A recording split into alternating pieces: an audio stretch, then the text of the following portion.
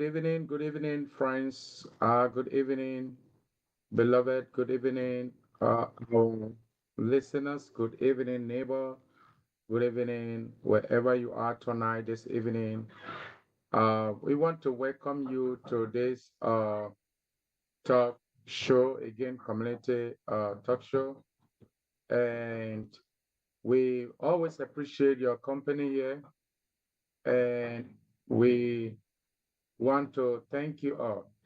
I will kind of pass it on to Quebec to introduce herself while we move forward. Welcome back. Thank you for joining us. If this is the first time, we say you're welcome. If you've been with us through this route, we say thank you for being here again. My name is Kevin, and I'm the program officer of Rising Hope for Change. Once again, you're welcome, and we hope this program tonight will be very effective and fruitful. Thank you. And my name is Pastor Daniel Lende, and Executive Director, Rising Up for Change.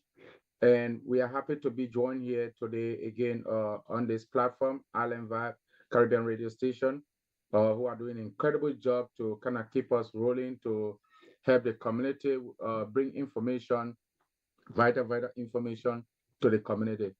And we want to thank all of you for always tuning in, for always chatting, for always watching and being part of this program. Today, we want to talk about four important things, especially we are in the season now. So we want to talk about last week. I know when we met, we talked about flooding. We want to continue to talk about because that is the season we're in. We want to sensitize our community. We want to kind of give awareness more to our community regarding these activities. But we want to talk about more about flood.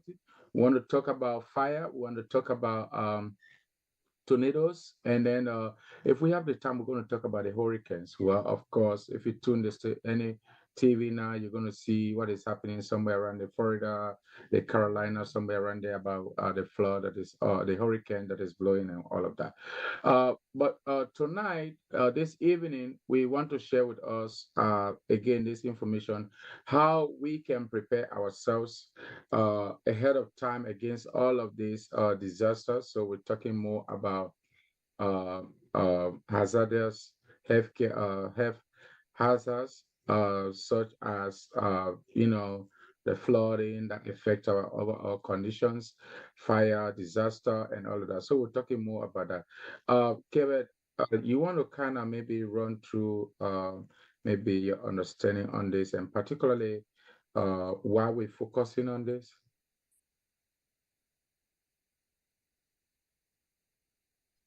Okay. Like we always say, it's best to be prepared than to try to carry or try to fix the problem when it has already happened. So I know sometimes we're talking about passages mentioned tornadoes and all of those things, and sometimes we might be like, oh, I don't think we ever gonna get affected. But the thing is, natural disaster can take you by surprise. So it's always best to be prepared, whether you think or you're sure that it might happen to you or not, occur within your area or not.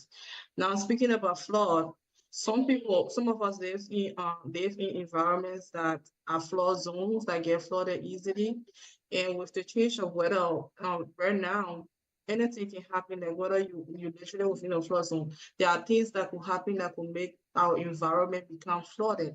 So how do we deal with these things? These are the kind of things that we need to talk about tonight. Mm. So one is it's always good to be prepared, like just in case these things happen, what are the plans that you have in place? What if you ever become or find yourself in a position where your home become flooded or your environment is flooded? What are the plans that you have? We always talk about preparedness kit, your evacuation plans, and all of those things. So does anybody on here tonight has evacuation plans? Do anybody have preparedness kits, which also includes first aid kits? How do you think that if flood occurs within your area, how do you think that you can be safe? What are the things that you think that you need to do?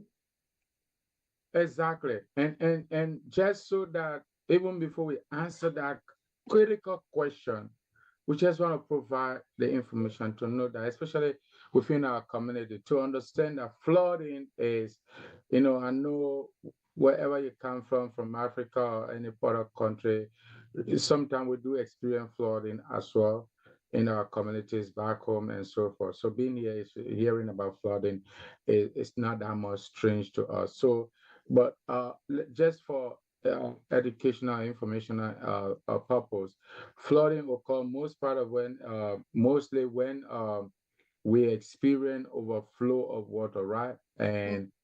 And normally when water go above the normal level it should be. And so particularly where when you have dry land and that always there, even when it rain in the trick of an eye, the water dry. But then now it rain and water is increasing rather than going down. Then understand that it's flood that is taking place. And most often uh, this occur because of heavy rain. Heavy rain come with wind and blow, it blows and all of that. So storms come in, and because of that, we see that it creates the situation for flooding. But also the last week we talked about some of those causes, like when people are not cleaning their drainages or even the streams or rivers, when debris is just settling in and it's not been taken care, it blocks the airway of water flow, and then it kind of creates some of those things. So most importantly to know that flood it can occur, it can cause extensive, it does cause extensive damage. We know that very well, damage to properties. Like if you watch now, TV, you will see a lot of things, or maybe even some of us that are watching tonight or that are listening tonight to this podcast, you will notice that probably you might have faced uh, flooding situation before in your community also, and you know how dangerous that could be. Maybe water came in the home and then swept and messed everything, and then it took a couple of days before that could be. So it does damage property.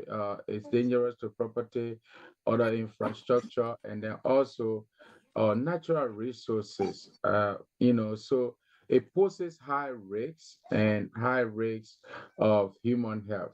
Okay, it poses high risks of human human life, right? Or health in general, the health of a human being, your health, my health.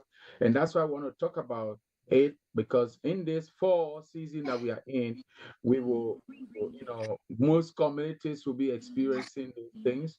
They'll be experiencing flooding, they'll be experiencing fire, they'll be experiencing tornadoes, they'll be experiencing hurricane and so forth. So it's good that we're talking about it so that people can be on the watch on it. So talking about your point you were bringing, welcome, Mr. Vice President. Thank you for joining. All right, talking about Ms. Kebe, what sort of preparation people need to really kind of be uh, on the alert to see, to get themselves aware?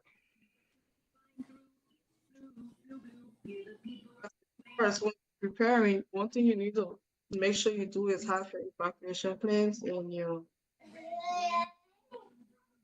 sorry, have your evacuation plan ready. You want to make sure that you have your personal documents or personal items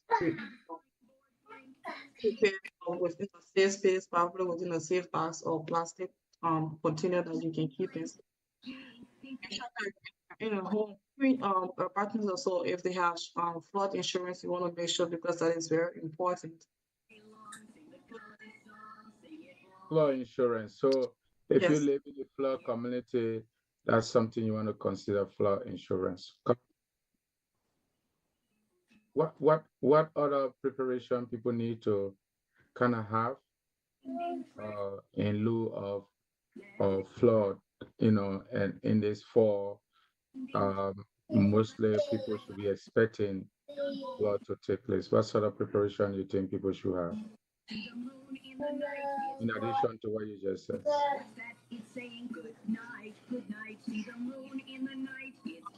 Insurance is very important. So you want to make sure, like I said again, you want to have an evacuation plan. You want to make sure you have your personal documents and personal items that are very important to you. Um, in special places that can be safe just in case of flooding, so you don't lose them. So now, while Miss Person is preparing to get settled down, in the event people, communities experience, maybe, yeah, experience flooding, what can we advise our community to do? Sometimes people want to something like this happen. They care more about property. They want to go take this bag. They want to take this. They want to take that. They want, and then and this is emergency situation.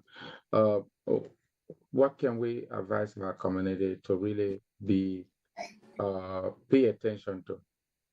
So that's why the emergency plan is very important. The emergency plan, the emergency kit, those things are very important because in time like this, if have easy access, you can just grab them and be out.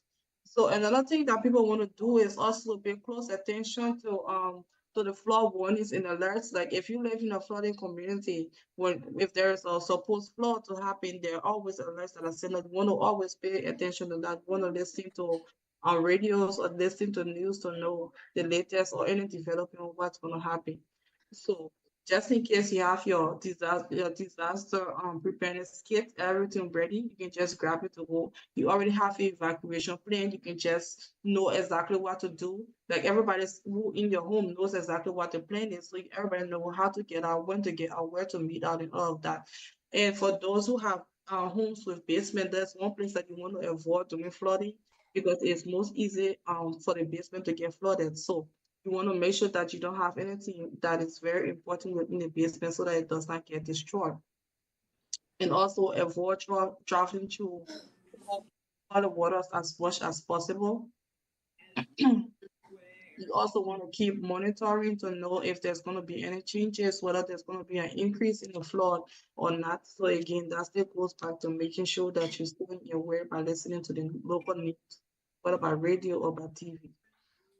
Awesome. And I will add, and then Ms. Wilson can come in. I will add that if people experience, let's say, especially in the situation where flooding has taken place at a very severe level, it's important that you save your life first, right? Rather than thinking about, oh, I want to go pull my suitcases, so I gotta go pull this other item. I want to go take this other stuff. And so if experience you experience flooding, the first thing you want to do is to find to save life. You can always get the properties back. You can always get those. And so for I understand the importance of some of these, but it's important that we can kind of really maybe not maybe but drop everything. It's almost like you know fire drill is occurring. They say once you hear that fire is happening, we'll reach. They say leave everything, just get out right away, secure yourself. So people need to take that approach to see that in the event there's flooding, that the first thing you want to do is to first take care of saving, uh, you know, those who are around who are affected, like you have children who cannot help themselves, you have maybe seniors. Why are you looking to call for help if you can immediately, make sure that you find a safer place for everyone will be good. I just wanted to add that piece to the answer you answer. Miss Wilson, you got contribution to that? Hi, can you guys see me? Yeah. Mm-hmm. Great. No, I have not. You, Ms. Kevin mentioned that the contingency bag, the important bag. What would be in that bag? Say that again. The bag, the emergency bag. What would you put in your emergency bag? You said earlier that you will grab your emergency bag and go. Okay, your emergency bag, which is she'll first aid kit, which gonna have your medications for both adults and kids if you have them, or if you want any kind of prescribed medications, you want to make sure you have them within your medical emergency kit. And then within your preparedness kit, you want to make sure that you have food just in case. You want to make sure that you have something if you can have like extra clothing or something for change. You want to make sure that you have your basic needs within there. You want to make sure that you have lights. Are you there? Yeah. Go ahead. Extra flashlight or batteries. things that's going to sustain you, that going to sustain you for quite a while, probably up to a week if possible, or 3 days, 3 days to a week if possible, just in case. It's awesome. And that brings us to that exact question that I wanted to bring in terms of what key element should people include in their family emergency plan. And you just really answer. So talking about those elements, the evacuation routes, right? You need to know which area everybody should assemble, in the household and so forth. And also um the contact numbers, who to call, like 911, fire. You need to make sure that you have access to these numbers in your home, or somewhere that everyone should be aware, and so forth. Of course, the famous one will be 911. We know that right away. So but sometimes you want to get a direct contact for example, your police station in your borough, your township, or in your community. You want to get their direct number to just shoot a direct call, fine. Even though 911s can go, sometimes you call 911, it got to be rerouted to your community. It goes to the center, and the center has a call to the community. So sometimes it's good that you can maybe have the contact number of your local police station, or your fire service department in the community. It's good to have them, even though the 911 can serve generally for that on that. I know we don't use these lately, but having a radio to be able to listen to that stuff in case there's power outages and stuff, we take for granted radios today because we don't use them. Like before, everybody had a small radio somewhere. Now there's not that much radio, and every community usually have a place that people could go in case of emergency. Whether it's the schools, the high schools, like we have to know these places. Most of us don't know where in our community is dedicated a zone in case of emergency, and there's usually one in every community.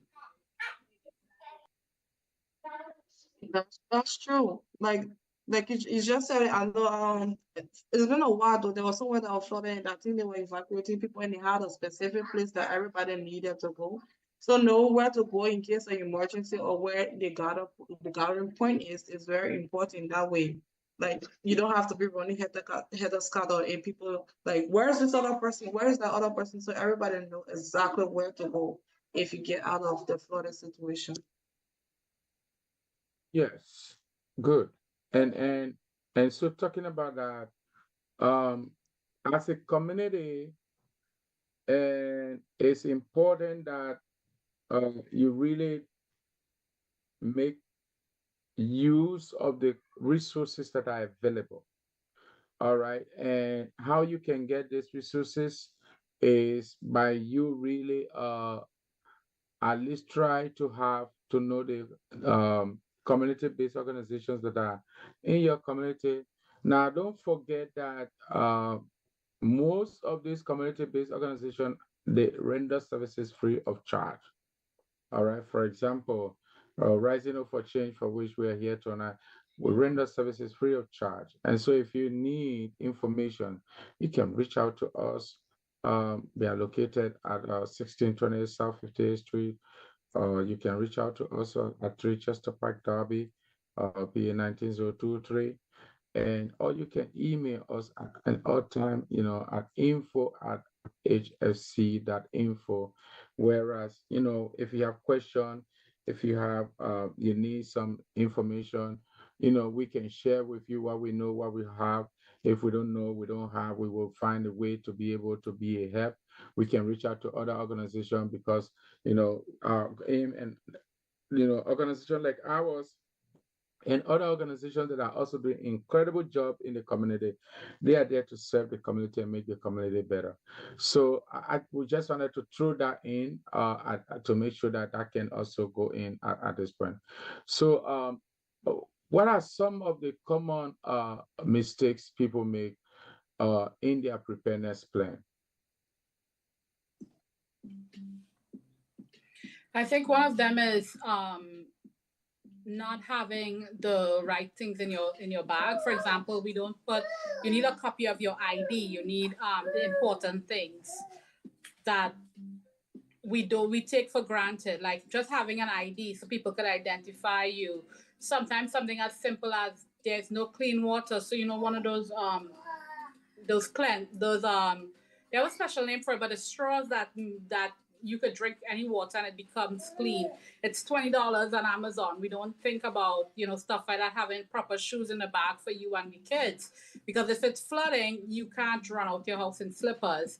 I mean, it's a small bag, like it could be one of those carry bags. Don't pack it up with too much stuff, but just enough and the essentials, because most likely every shelter you go to is going to have a certain amount of food. So you definitely want to work with some food, but I don't know if that's as important as making sure you have an ID, a cell phone that could turn on in case, having a radio, flashlight with batteries, stuff like that that you may not get in shelters. Awesome. And yeah, any thought from your end, Kevin, in terms of some of the mistakes that people make, uh, um, Oh, let me mention this. I think one of the biggest mistakes we make is having a plan, but not doing drills or making sure that everybody member of the family knows the plan. very good. Like regular updates, right? To tell people, hey, this is the information.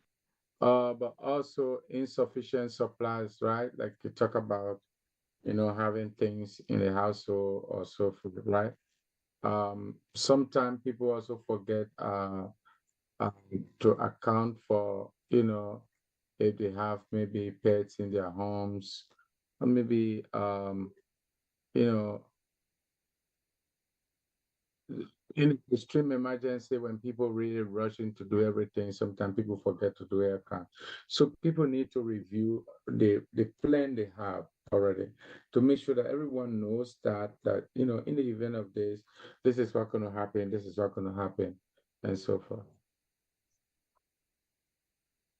And another thing I just want to add is paying key attention and following instructions like evacuate, like when to evacuate during flood, because that's something some people, like if you stay in a community or within an area for a while, you experience flooding, but not to a higher degree. When you are told to evacuate, some people might be like, this is not going to be worse, and then they just overreacting. I'm going to stay ready. That has happened here before, not in Philadelphia, but in the United States before, where people were told to evacuate and they did not evacuate until it reached to the point where they were completely stranded and some people lost their lives. So if you're told to evacuate your property, please do that immediately so that you on the safe side. Hmm. So with that said, how can families ensure that their kids, emergency kits, um, how can they really ensure that it includes uh, all different things they need for all sort of disasters? Let's say for all types of disaster that occur. Let's say, how can they have a plan, emergency kit in place that should be ready for fire, that should be ready for tornadoes, that should be ready for maybe hurricane, or ready for flooding or other emergency situation? How can they ensure that their kits, emergency planning kit, includes all of this? So basically, most of the things that should be in the emergency case are things, except clothing, are things that will be used during mostly all weather. So if you had an emergency kit set for winter and winter has passed, you want to revisit and then see if you can remove those things that you have for winter. Let's just say you're in summer now. So just in case of emergency, you're gonna need to wear better clothes than what you wear during the winter. And it's also good to always go back to check your emergency kits to make sure, because some of the things that you might have in your emergency kit might expire. So that's something that you also want to frequently check with whether it's medication, whether it's the food, the dry food that you have in store. You want to make sure that you always check them to make sure that they are up to date and they are not expired. So if you have batteries, you can use battery, you can use the extra batteries during winter, you can use it during summer, you can use it during spring, fall, whenever, whatever. If you have flashlight, those are things that you can use. You have the power bank. You have like I said, the medications. Those are things that you can use in hot water. So all you have to do is just double check to make sure that they are properly working and they are ready to go. Yeah, and talking about that, I will also add when it has to do with some of the consideration that family can make in that kid is to ensure that, for example, baby formula, right? At least they should always ensure, like if you have younger babies, told us, you want to make sure that you drop one in the plan, but also ensure that it's not yet to expire, that if every 2 weeks, if you buy a fresh one, take the old one, replace it with a new one, so that it can be there, and then not allowing the one to indicate to expire. All right. So, but also ensuring some medication that is required, right? That folks can include that into it. And most importantly, to ensure that in the event of mobility, how can folks move, right? Especially maybe you have a senior or you have physically challenged individual in the household. In the event of emergency, how will you be able to get these people safe in a safe place? That's something that is crucial. That's something that needs to be taken care of, and people need to know about that. I just wanted to add that up. Yeah, sure. Even pets too, for people who have pets. So you also want to take into consideration.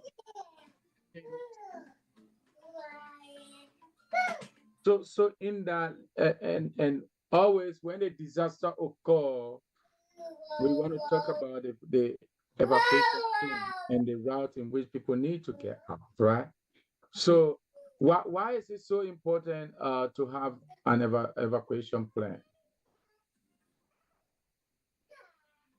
The Sorry, eva- please.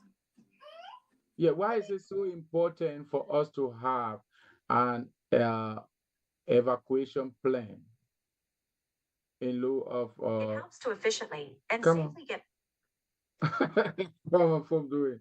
All right. Yeah. So like, why is it important? I was asking, why is it important for us to have emergency evacuation plan put in place? It's important because it kind of gives you relief. It makes the situation less stressful. It gives you a sense of direction. You know exactly what to do. You know exactly what not to do. It saves you time. In fact, it even saves you as an individual, because if you have no idea where to go, you might probably be roaming around until you get caught up in the situation. But if you have an evacuation plan, your family knows exactly what to do. Like, you know where to get out. Is this a specific exit that we need to use? Who's going to be in charge? Are we going to do hair counts or not? Who's in charge of that? Where do we meet when we get outside? Who's going to be the emergency contact when we get outside? If just in case we need a place to stay for a while, are there people, or is there a specific person that we can contact? Do we have this contact information on him? So it just makes you prepare, so that way when something happens, you might be caught off guard, but at least you somehow safe to some extent, and you're not stressed. You're not in a position where you're so confused and don't know what to do, because during emergency people get confused. That's right. That's right. And primarily the purpose of that to have the emergency evacuation plan is to make sure that everyone is safe. And not only being safe, but also to leave quickly, right? To leave quickly in the event of an emergency, that people can leave the disaster place ASAP, so that they can be they can be in a safe place every time emergencies. They need to be prepared, and families need to identify their safest evacuation plan. So, what is, or how can family identify, um, how can they identify their safest evacuation routes? How can family identify their safest evacuation routes when emergency occur or disaster occur? You are muted if you're talking. Sorry. Based on their homes, whether you're in your apartment buildings usually have emergency exits, which are always listed. This is the emergency route. And we also told we should know not to use elevator in case of certain emergencies. So these are things that you want to map up in your home. If you have a house that has two doors, are we going to use the front door? Are we going to use the back door? So which one is safer? Which one is more easily accessible? So can we gain access to the back door easier in case of emergency, or if just in case the floor is coming from the front, so the back will be better, depending on the emergency or what's happening and appointment, everybody know where to go. Mm. Mm. So let's talk about how we can understand weather alerts and warning, right? So if someone will ask you and say, what are the differences between weather watches, warnings, and advisories? What could come to mind? Because weather watches, I would probably say they indicate potential hazards, right? Uh, Mhm.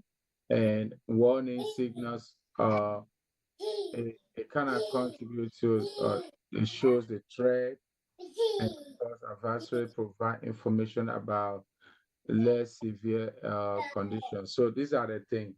We say weather watches, they tell you exactly that, be prepared, hazard is about to take place, danger is about to occur, flooding is about to take place, or some other disaster is about to take place. But then the early warning signals of those, like you see water is rising during heavy downpour of rain, wind is blowing, and so you begin to think, I think something is about to happen. But most importantly, we do have specialists like the meteorologists who study weather, who tell daily when we turn TV on, we see the incredible advisory they provide to communities, families, and and the nation at large. Is there anything maybe else that people can add in terms of some of the you know the, the weather early warning signs that people see? But what I would say is, there are some that you might have to sign up for, but if you one thing that you really want to which you already take into consideration is always paying attention to these warnings, the alerts that come on the phone, the weather on the weather forecast that they do give, whether on the TV or sometimes like we always say, make sure you check your weather forecast on the phone. So if you check, you're gonna know if they're gonna tell you it's gonna rain this time or that. So if there's something heavy there that's gonna come on your phone, you wanna pay attention. If there's anything that you do not understand, you always wanna make sure that you can find a way to get a clear understanding of what it is.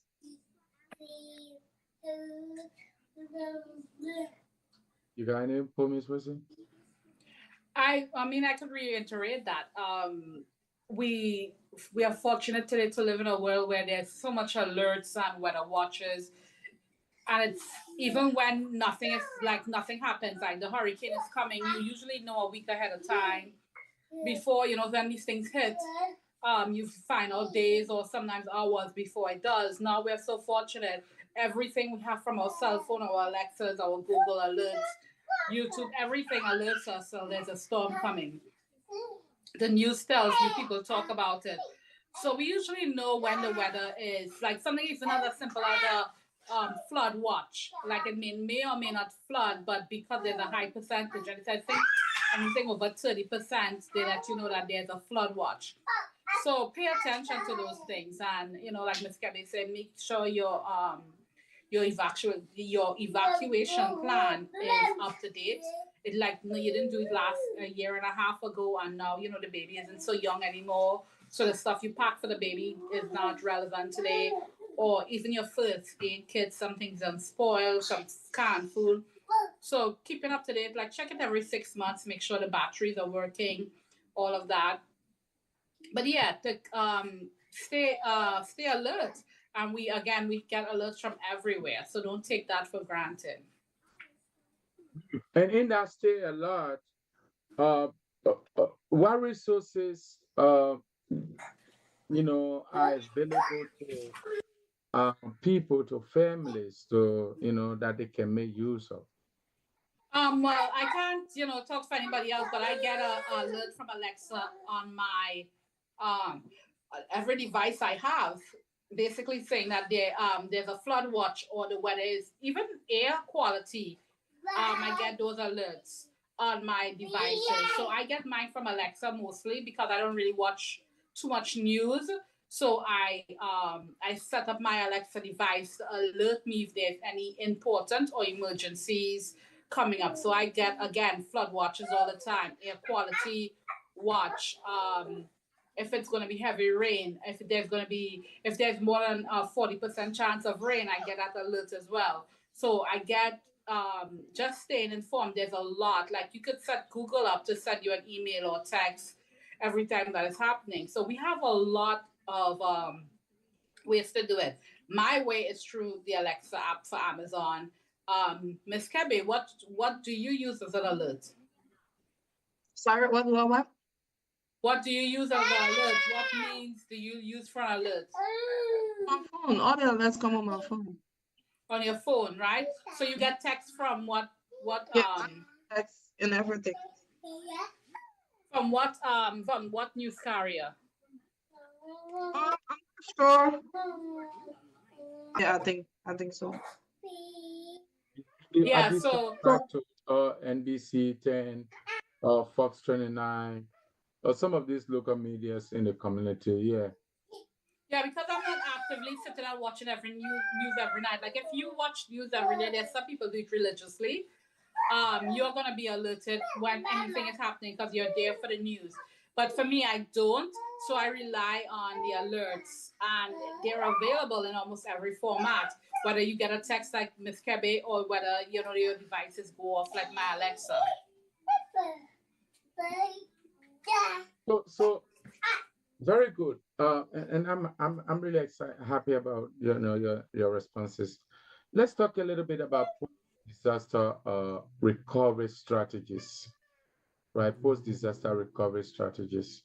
So, what are some of the immediate steps that people need to take when it has to do with natural disaster, post and yeah, natural disaster, and this is a reference to the post disaster recovery strategy. What are some of those steps that people need to take after a natural disaster occur? I think one of the there's I think it depends on the type of natural disaster, right? So being as we're on flooding, we should talk. It depends on the level of flooding. If there's a big flood, you can't get back into your home to access. Hopefully, in your emergency bag, it has your policy for your home insurance and stuff like that. You could call them, get an assessment. I would say check for IDs. If you ran out of the house and you didn't pick up your IDs, but you pick up the emergency bag, you most likely have a copy of your ID and not the real ID. So you tend to have to go in and to recover that. Make sure your kids are safe. Everybody is good. There's a lot of bacteria that comes with flood, a lot of disease, sickness. Hopefully, you had your first aid kit. If there's a doctor available, which is usually at every shelter, most shelters when they have those plans, get your kids checked out. You get yourself checked out. Medication, like Ms. Quebec keep mentioning medication. You may be low on your medication by now. Try to get a refill. All the lines are going to be long. Food lines are going to be long. Um, so it depends on the level of disaster.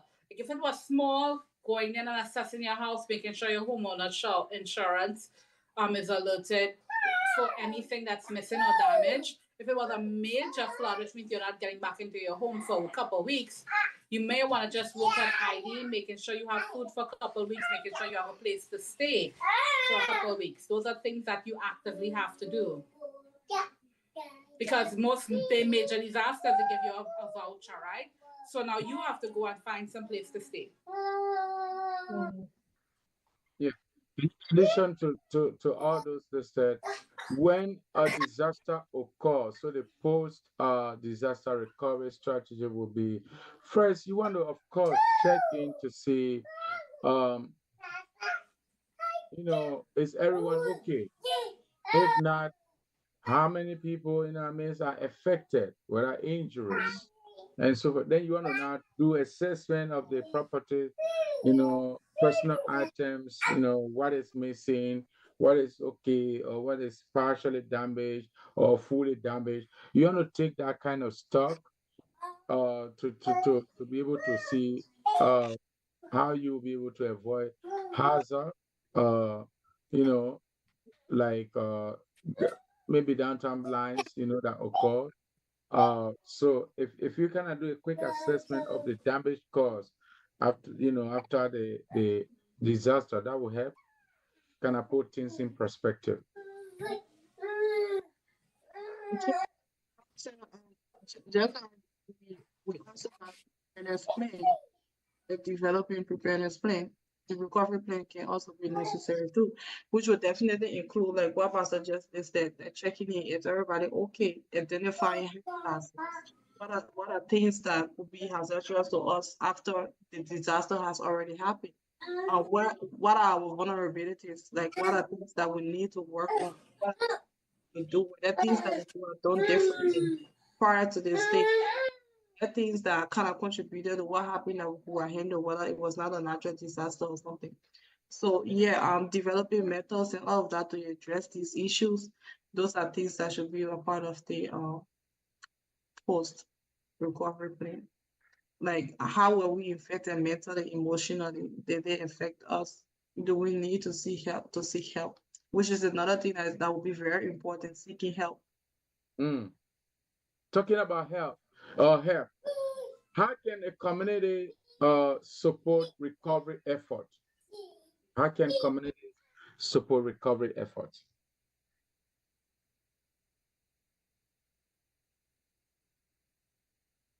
As a community coming first it will be like unifying, coming together to find one cause, which is to identify the problems and then see what the means. If you can identify the problems, you can find means to help. Like what are things that we can do together to like is it just giving emotional support? Emotional support could be a big help for community. Like, somebody might just need somebody to just be there. So whether it's coming together to provide food, like some communities do, other organizations do, they just give her food. Whether it's coming to give this family food because they have lost a lot, whether it's going to be financial help.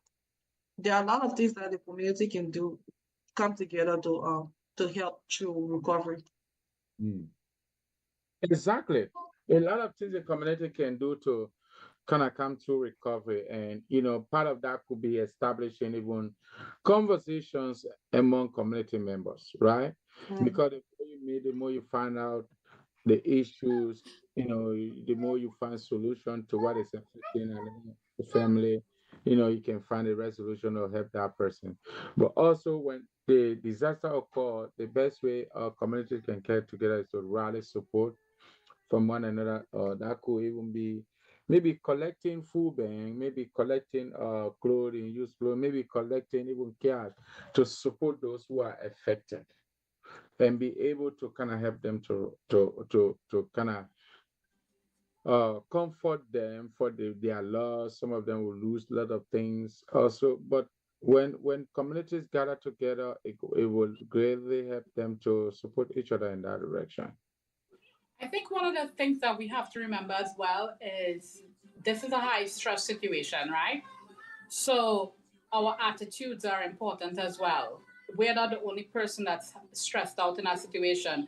That's when you see temper flying. There's a lot of fight over food, something as simple as toilet paper. Like we have to understand that everybody is in a stressful situation, and we may want to take it down a notch. Like you know what I mean? Like just stay calm. There's a lot of fights, a lot of crime that happens in that type because everybody's just trying to fend for themselves. And when you have a lot of stressed people, there's bound to be blow up disagreements, different things like that. And we need to remember to stay calm and that we're not the only ones that's hurting at that point in time. Yeah, and one most bigger thing that maybe we almost forget to mention is volunteering. For people to volunteer when some disaster occur is very crucial. If people volunteer their services themselves to kind of support one another in the community, it builds a huge momentum and it creates a help that goes a mighty long way. It goes beyond what you expect. So when you find out that there is a disaster in your community, please volunteer to kind of really be a help, to be a help.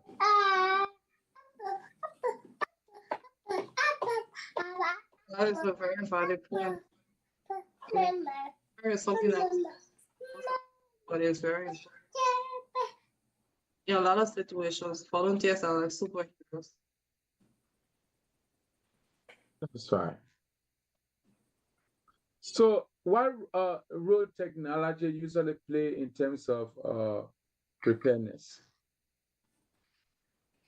Maybe if I phrase the question a little bit to say, um, how can technology improve disaster procedure, preparedness, and response? Technology has been playing like a very major role. It has been very helpful. Like even the phone that we have that we carry around today, most people spend most time on their phone now than on the computer or reading books. All those things. They even have audible books now. So for those who cannot even read, there's plenty audible to use. So that's one major part. So you can go around your phone, check to know what's happening. Like we're just talking just like Miss Stone was asking, how do you get the alert? How do you get the watch and all of those things? You can have it right on your phone. You can have it on your computer. You can have it on your TV. That's technology right there.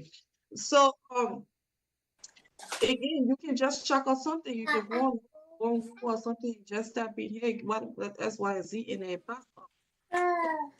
All things. And also, like when the disaster is right before everything hits ahead, on our phones, you could tell where most kids are. You could tell where the family members are because you could track them on the app, right? So you could tell where they are to know where you have to meet. You could send out a mass text. Hey guys, we're in storm rush for 2 days and we have to evacuate now. If some of you are home, some of you are not, this is where we're gonna meet. Something as simple as that, sending a family text message is important to know where everybody is or going if everybody's not in the same place at the same time.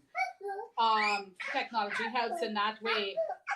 We're in a great age where um, just to be able to listen to information to see where not just our families meeting, but where everybody else is meeting, whether it's at the school, a shelter, a hospital. Um, it plays a role in that. Something as simple as your blood pressure machine, or sorry, your blood. You know what I mean? Your your blood pressure machine to be able to take that with you because they're so small and portable now. That didn't used to be that small and portable, or you had to be a nurse to know how to count it. Now just having that on you helps significantly if you're a person that suffers with high blood pressure or hypertension.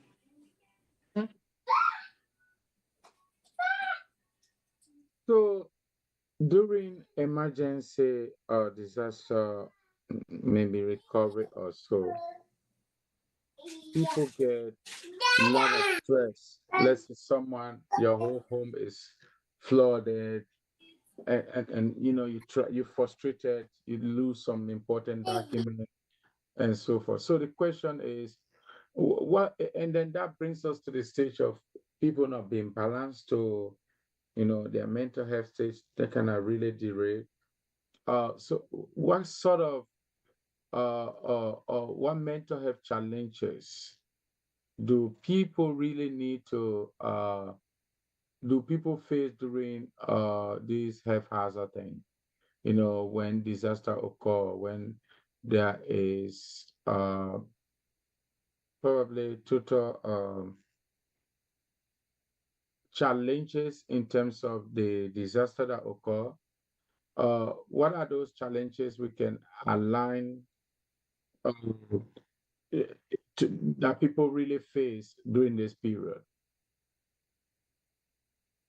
Mental health challenges. Yeah, and I would probably say maybe things like anxiety is one thing that people will face during that period, right? Maybe depression is Depression. another thing. And too, some people become traumatized from Traumatized, yes. And it can go a long way. Some people can even grieve in the aftermath of the disaster that occurred because Yes. of the grief take place in people.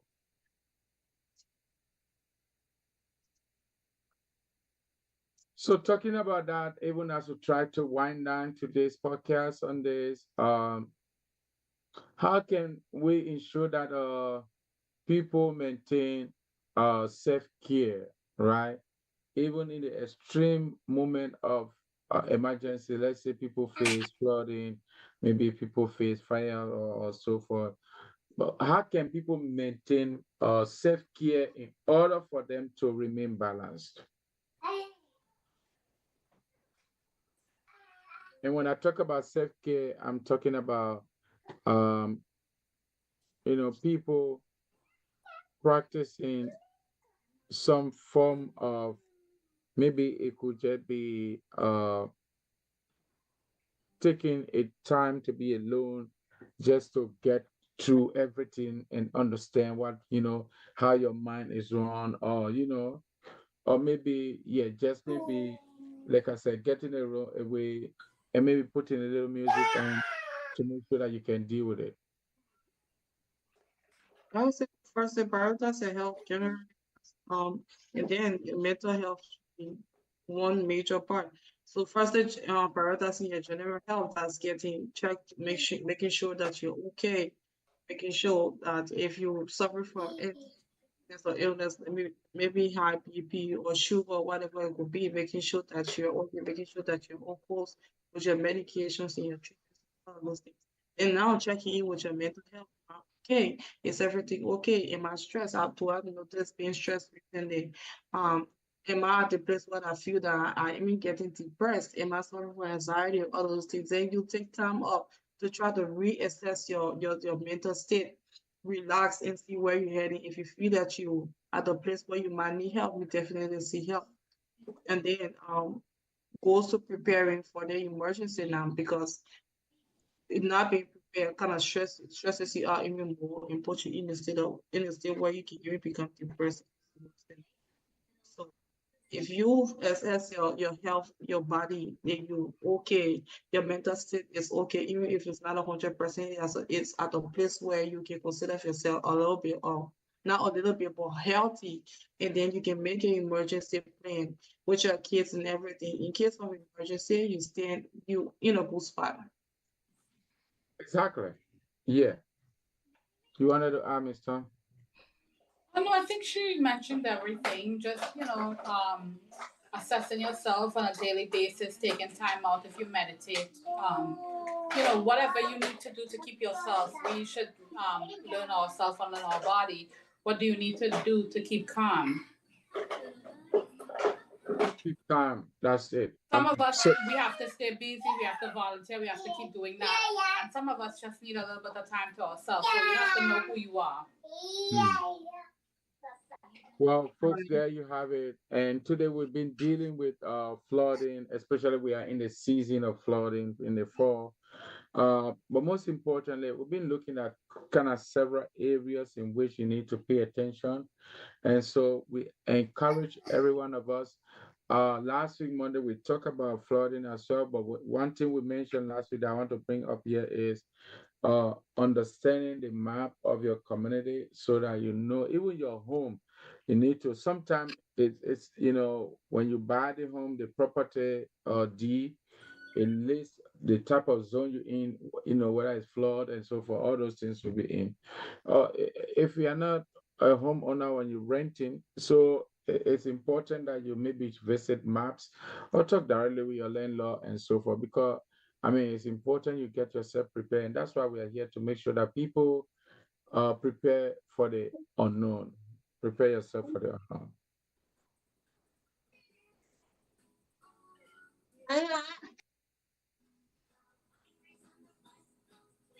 So,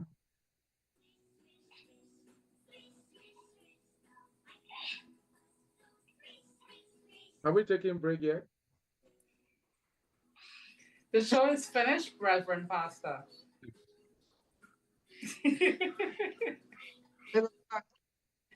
You haven't breathed since the show start, Reverend Pastor. Right. Listen, look at the time. It's 8 o'clock. It's been a great show here It's been a and great show. having you. I want to welcome back Miss Kebby with us. You've been missed. Thank you. Glad to be back. Can we do our closing statement and then Well, thank you for joining, everybody. Thank you for being here with us tonight. We would have loved if this would have been more interactive, like getting you on to say something or to send in a message or a response or any kind of idea on what you think about the topics that we're discussing tonight. Hopefully, we can get to that at some point. But thank you for tuning in with us. Thank you for being here, Ms. Stone. Thank you for being here, Pastor. Thank you, Alan, for giving us this platform and opportunity to be here too, to speak and interact with our community. So. I hope that we all have a blessed rest of our night. And Monday, we're going to meet again, hopefully. Definitely next week, and we want to thank our sponsor, the Philadelphia Department of Health. Each and every week, we are here from 7 p.m. to 8 p.m. every Monday, right here. We're looking forward to more people joining us. For those of you who allowed us to take up an hour of your time, we appreciate you letting us do that, and we hope that you join us again next week. Please free to leave a comment. Let us know what you want us to talk about. Again, we said that we have some of our guests coming up in this season of the show. I think you guys would appreciate a more professional point of view. We are not professionals here. We just talk about things that we think is relevant, especially health preparedness, mental health, physical health, and awareness and preparedness.